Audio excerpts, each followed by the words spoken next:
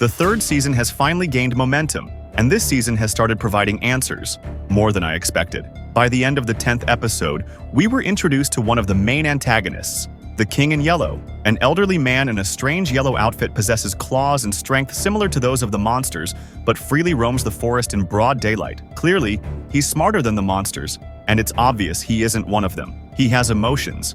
His eyes are light black, and parts of his skin resemble the children of Anku. Dark veins, similar spots on his face, and black teeth. He appeared in Miranda's visions even before she ended up in Fromville. We've seen him in drawings stored in the basement of Henry's house.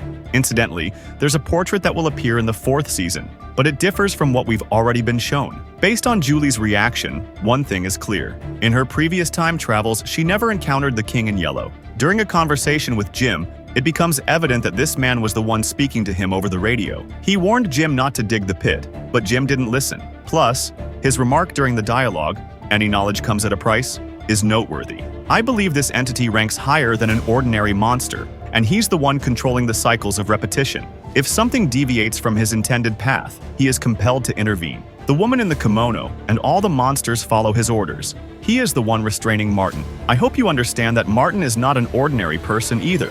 It's impossible to survive so long without food or water. Moreover, he's neither a ghost nor a trapped soul because all separated individuals have cloudy eyes, except for him. The man in yellow is an obvious rival to the boy in white. One seeks to help and break the cycle of repetition, while the other, on the contrary, ensures its continuation. I spent a long time trying to figure out why he specifically wears a yellow suit. I read tons of information about the periods when yellow suits were popular and found only one era, before 1935. Yellow suits were worn by all presenters and actors in films. Back then, cinema was only black and white, and yellow was a necessity. It turned white on screen. That's why all the TV show hosts of that time strictly wore yellow. Perhaps our newcomer also sees his show called From. Cameras are installed everywhere. Someone is watching the participants, and they're placing their bets. Anything is possible, but I personally like the second theory more. Naturally, I wasn't the only one who thought the man in yellow might be Hastur, one of the deities from the Cthulhu mythos created by writer Howard Lovecraft and his followers. This entity fits the descriptions perfectly, and there's nothing similar to it in other books or myths. I found some parallels between the stories in the books and the series, so let's delve into the King in Yellow. There's plenty to unpack here.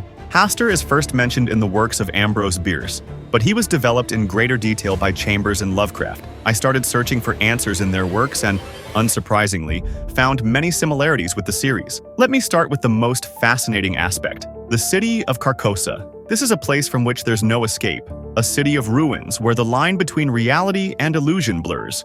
Anyone who ends up in this place becomes a prisoner of their own fears.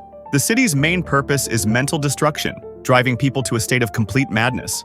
When this happens, the victim is unable to distinguish reality from a nightmare. We saw this with Boyd's wife, Abby. She believed that by killing everyone, she would save them. To her, it was just a dream, and she thought everyone simply needed to wake up. The city of Carcosa's suppressive power acts on people like a kind of infection, leading to the destruction of individuals or even society as a whole. The city as a character. The location becomes an active participant in the events, not just a backdrop. Additionally, near the city are the towers and Lake Halley. There isn't just one tower, though the exact number is unspecified. However, there's an interesting detail. The structures in Carcosa serve as a bridge between the city and the real world. We saw this in the second season when Tabitha successfully managed to leave the town's territory and return to the real world. Near the city of Carcosa lies Lake Halley. It's located on the same side as the tower. And here's where it gets really interesting. The sun in the city always rises on the opposite side of the tower, while at night, the moon always appears on the tower's side. You might think this is a minor detail, but I don't see it that way. In the Peach Truck, there's a map created by Miranda, but there's also a small drawing stored there, which could also be considered a primitive map. It shows a lighthouse and a lake, both within a circle. I believe this represents the entire territory of this horrifying place. There's also the sun and the moon depicted, positioned just like in Chambers' works. The moon near the lighthouse and the sun on the opposite side. This is the same arrangement we see on the talismans. Additionally, the larger map contains notes tracking the movement of the sun and moon. So far, none of the show's characters have tried observing the sky, but it seems like this must be important. In truth, descriptions of Hastur in the books are very vague and poorly interpreted. For example, in the book The Shepherd of Haita, there are the following lines. Above Leng, where rugged peaks arise, To storm the heavens, distant, cold, and high, when night descends, a crimson glow takes flight, instilling dread in those who dwell nearby. A legend speaks of one forsaken tower, where, lost in grief, a lonely watcher broods. Through chaos whispers endless truths and power, the last of ancients, foe to all that's good, his face concealed beneath a yellow mask, its silken folds obscure, yet hint at lines. So strange they haunt and daunt the ones who ask, for tales of him endure through endless time. They warn of one who dared the cursed domain, and never found the way to life again.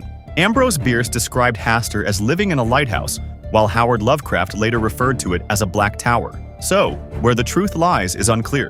The King in Yellow is a very enigmatic character. He cannot travel between worlds and locations on his own. He can only be summoned by reading the first act of the book about Hastur. It is believed that the second part of the book drives the reader insane, opening the doors to Carcosa. But entering the city itself without an invitation is impossible. In Ambrose Bierce's early works, the King in Yellow possesses two artifacts. The first is a talisman with the yellow sign.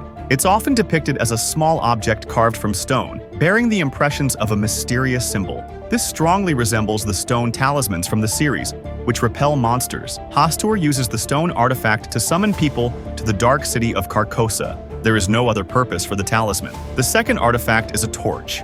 It creates a pathway to Carcosa or other forbidden worlds, breaking the boundaries of reality. This is reminiscent of Boyd's journey when he was able to return to Martin after taking the torch in hand. Boyd also used the same torch to destroy the box. In Lovecraft's books, Hastur is mentioned only twice.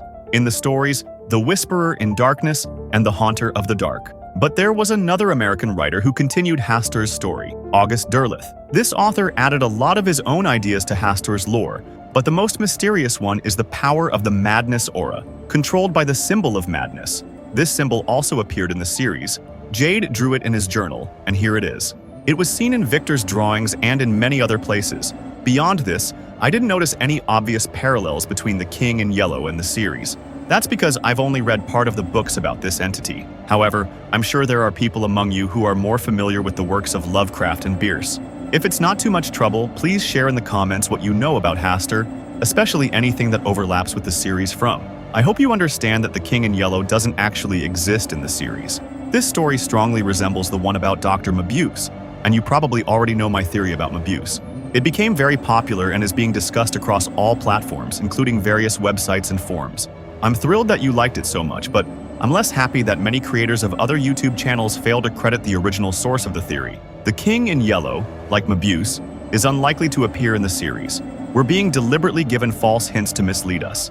But this time, the similarities are too numerous, and I don't even know how the series will manage to steer away from them, although they figured out a way around the tarot cards, so I'm sure they'll come up with something this time as well.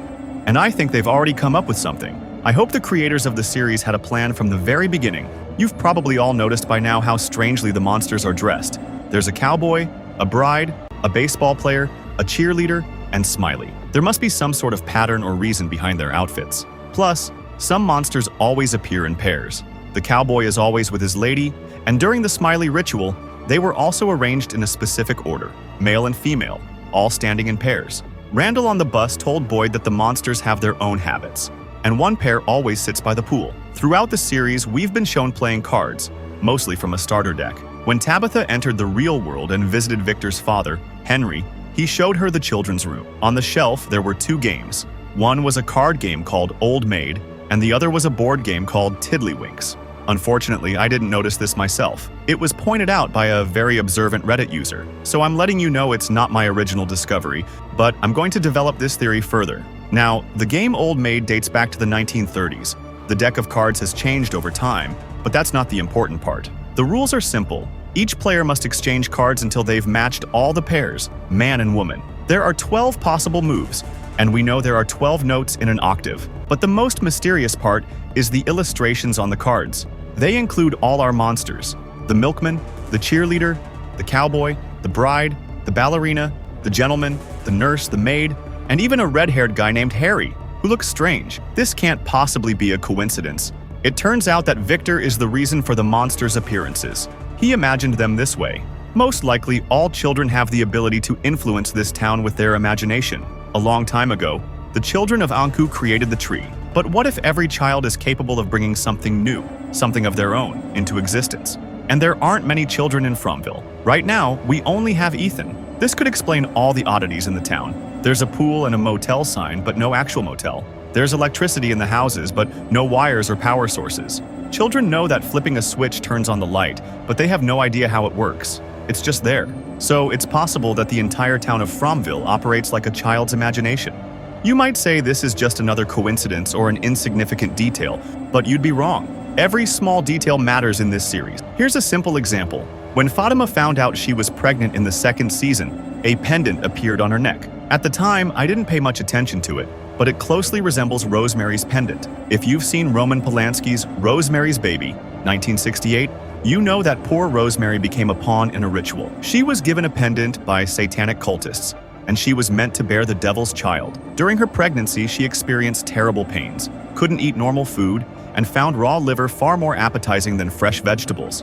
Rosemary slowly descended into madness, and her loved ones didn't believe her. She became terrified of everything, and they made her out to be insane. But in the end, when the time came for her to give birth, the child was taken from her. This mirrors Fatima's story almost exactly. So every detail in the series carries meaning and offers clues. That pendant wasn't just a coincidence. Considering the new information about the endless cycles of rebirth, I think it's worth rewatching all the seasons. Surely there are even more crucial details that piece together the puzzle. Think back to Ethan's words in the second episode. The boy dreamed of a lake of tears. Elgin also dreamed of a lake. Abby recalled dreams from her childhood, dreams where she saw this evil place. Just like Tabitha, everyone who ends up in Fromville seems to be connected to this place in some way. And the theme of boats keeps recurring in nearly every season, whether it's an image, a toy, or drawings in the cave. Yet in the photo of Boyd's house, there's no boat at all. The Lake of Tears might be the way out of Fromville. I believe we, the fans of this project, need to share our thoughts and discoveries more often. It might help solve the puzzle. I've also decided to share what I think is a very strange discovery. It's connected to Clara. This fascinating, mysterious woman has been on my mind for a while. Clara is always where she shouldn't be. What was she doing on the roof? How did she climb so high with her less than athletic physique? Clara's presence often seems significant. Her appearances are followed by visions. She skipped the meeting, yet somehow knows what was discussed. At that meeting, people like Clara were the least suspected of being suspicious. But someone has to be the plant. And here's the most intriguing part. What is Clara doing in the drawings inside the truck? The drawings depict all the residents from 1978, the cycle when Victor was a child, and Clara is right there with them. I can't fully make sense of or explain this yet, but that's okay, considering none of us have the full picture. We can only speculate and build new theories. I'll be waiting for your theories and thoughts in the comments.